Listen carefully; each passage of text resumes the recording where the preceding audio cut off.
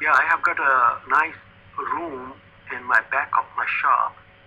So I spent night there, and it was not a glorious night, I remember. It was kind of a really scary night. And they don't harm me, but I know there is something in there. I cannot see them, and I know they can see me. I felt better not to mess around here. Just get up. And that's what I did. I didn't want to stay there and kind of challenge them. I don't think I would stay there at night necessarily. I imagine that place becomes a whole different place after dark, because there are a lot of souls that are still there due to being a mortuary. Firdaus was afraid of them more than anything, and I have photographs and things that I have never shown him because I didn't want to scare him, of you see energies up in his store and such. And the things that I've picked up there, lots of times I don't tell him. I don't let him know what I see or what I hear. Janet one time came and she took some videos, she took the pictures, and I thought, hey, that was your red flag, warning. Don't mess around here, just do your business, leave them alone.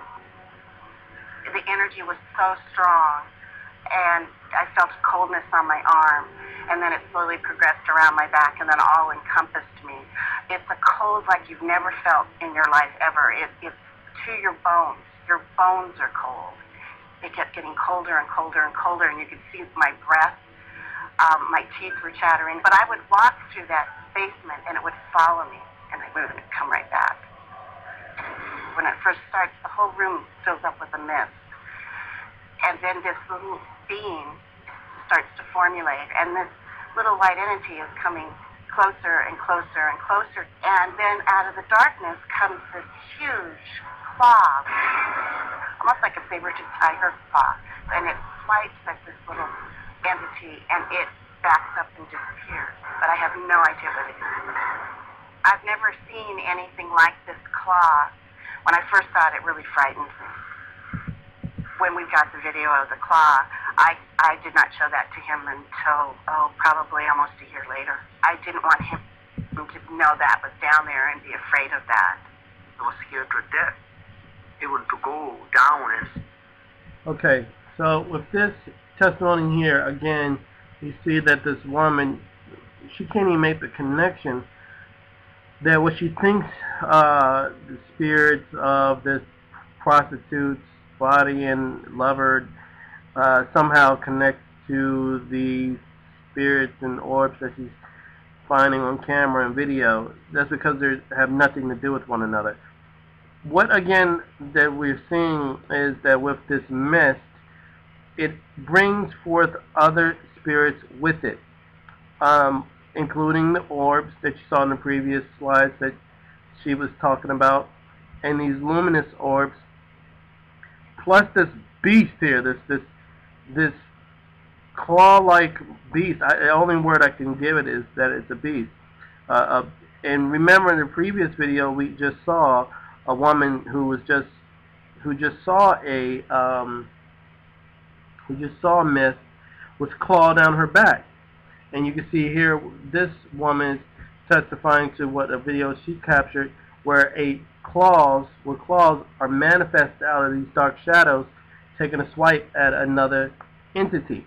Because again, you can see the hierarchy between what's powerful and what's not, who's the master and who's not, and this mist seems to be like the conduit between all of them, and they go from lowest to highest. From my observation, being the orbs are the lowest, then comes these mists along with these beasts, and you're going to see this over and over and over again. But again, this is a testament to what these mist spirits do, what they are like, and how they operate, and what's their agenda. And it goes back to what the scripture says, not what I say, but what the scripture says, referring to they come in, they leave, they bring back more spirits worse than itself.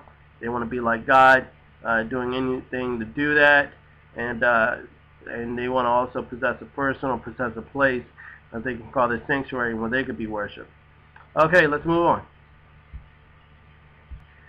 So, as we mentioned in the, I believe, Luminous Snakes Bible study, we saw a family being tormented by a poltergeist, very demonic spirits, in which it destroyed their home, and upon discovering the damage, they saw this footprint. And this footprint here is marked by 3 toes, an indentation in the center, and the ball of its foot.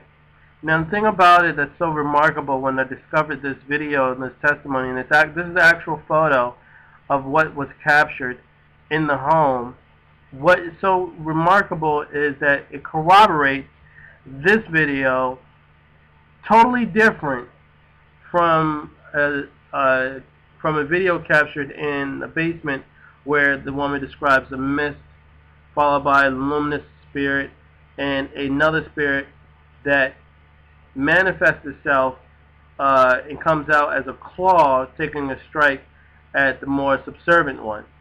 And it's just strikingly amazing to see the relation between this footprint here and this claw that manifests out of nothing, that comes out of this darkness after this mist brings them there.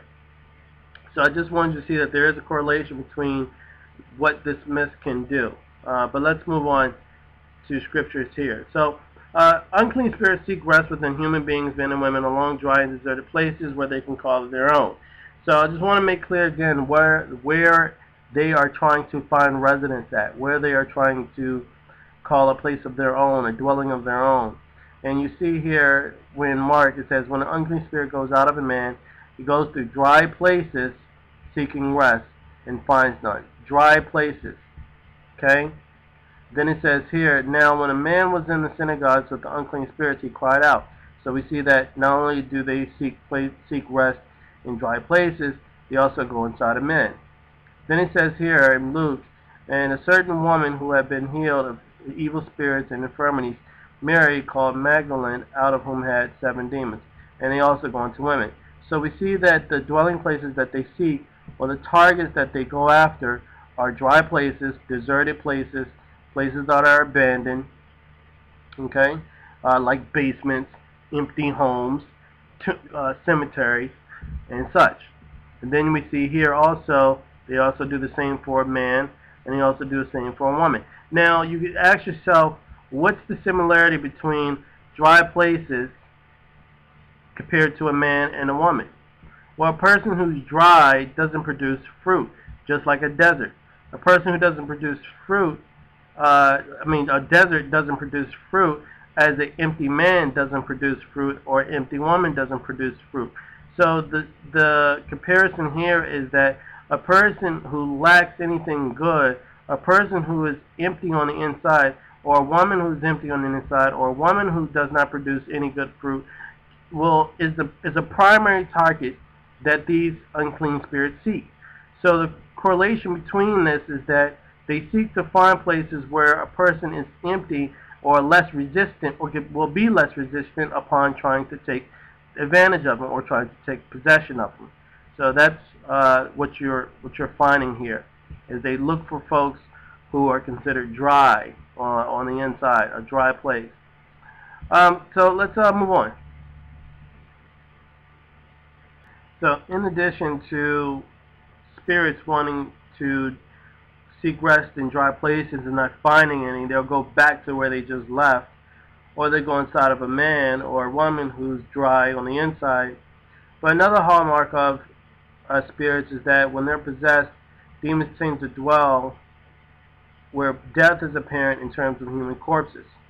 Matthew says, when he had come to the other side, to the country of Gergesenes, there met him 2 demon-possessed men coming out of the tomb, exceedingly fierce, so that no one could pass that way. So we see that a man here who was demon-possessed, 2 men actually, dwelt in tombs. So this is a hallmark about spirits and demons, is that they take pleasure in being in cemeteries. And we also see this in Luke. It says here, when he had stepped out onto the land, there met him a certain man from the city who had a demon for a long time, and he wore no clothes, nor did he live in a house, but in tombs. So we see again that those who are possessed, moved by spirits, tend to dwell in tombs or in cemeteries. That seems to be the most common place where they like to dwell at. My only guess to this, from my understanding of the scriptures and all that I researched, is that where there are tombs and where there is a cemetery, of course there are deceased folks there, but they are loved ones. And what you'll see happen is people will come to these cemeteries to pay their respects to their loved ones. But what then happens is, if you have an unclean spirit that's there listening to your grievances, it's an opportune time for them to imitate what it is that you may be questioning, what it is that may be on your mind that you're asking, some type of sign that you may want from them to know that they're there, in which they'll play on your grievances to then show that that deceased person is actually alive, and then you see the sign because you attribute the sign to the question that you asked at the cemetery, and you make the connection that it is your deceased loved one, and that deceased loved one is alive in spirit and is there to protect you, and now you're worshiping the spirit. So it's the most easiest way for them to portray themselves as someone who has passed away that you really love, so that when you go there, they can play towards that, or play against it rather, and then you end up believing that the deceased loved one is actually alive in the spirit as a ghost, when that's not the case. They're just portraying that by answering the questions or invoking the signs that you're looking for, just to get you to believe in them. It goes back to believing with sight, which is opposite of faith. But that's my closest guess as to why they like to be there. Plus, Satan is also an endorser of death, and if he's an endorser of death, he consents to death and destruction.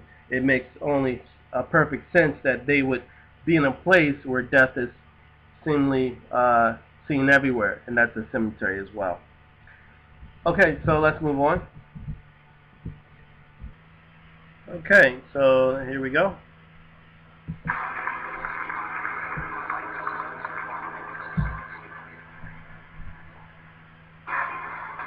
My fear was Van Ron. There's actually some crazy video of a big white stripe. It's just really strange. Whatever was in that house, you can't fight. My favorite season of the year is Halloween. I love haunted houses and I love going to them, and I'm a big fan of them. My good story begins when I bought a house to turn into a haunted attraction. And it actually was a haunted house. I just drove by this place and I was like, that place is amazing. It looks like a haunted house. It just has that nostalgic feeling of a haunted attraction. Jennifer's my girlfriend. She's excited about Halloween just like I am. Me and Matt have been talking about getting a haunted attraction. The house looked like a haunted house. It was in the perfect location. When you walk up to it, it looks larger than life, and it just looks like it's staring at you. It's built in 1859, so the decor on the outside is amazing, and it just has that really eerie look to it. I didn't realize it was vacant until I actually drove up onto the property itself. I had to dig and dig and dig through the Chamber of Commerce to find out who actually owned the place. The guy lived in another state. I contacted him. I told him my idea. He first was not really wanting to do it because the history of the house, which he never shared it with me. I found it through somebody else. He finally agreed to the terms to let me do a haunted attraction. It was a little intimidating because, you know, you have everything that goes into it, but still very exciting. As soon as you open the door, the staircase is huge and it goes right up there in front of you. And the 10-foot tall ceilings. The place had been abandoned for 7.5 years.